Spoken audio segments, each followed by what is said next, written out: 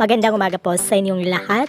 Narito pang bagong balita kay Miss Earth Philippines 2023, Miss Eliana Marie Aduana, na kung saan ay panalo ang kaniyang talent competition look sa Miss Earth 2023 na kasalukuyang ginaganap sa bansang Vietnam.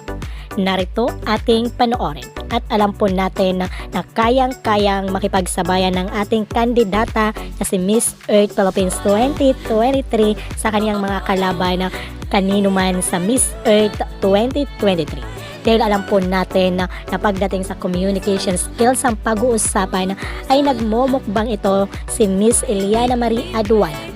At pagdating naman sa kaniyang pasarela ay nanlalamon ng stage dahil kayang-kayang kainin ang buong stage dahil sa kaniyang pagrampa.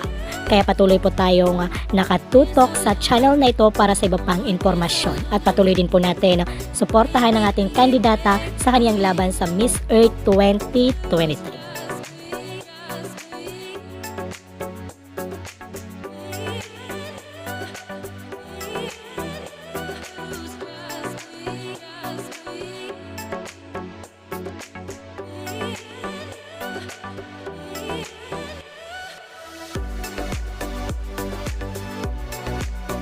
Ano kaya ang masasabi mo rito?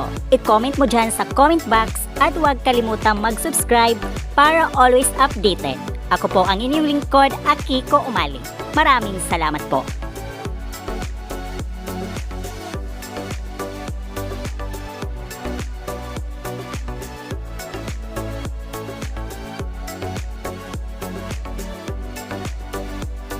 Kung bago ka lang sa aking channel, huwag kalimutang mag-subscribe and click the bell para always updated sa bagong kaganapan.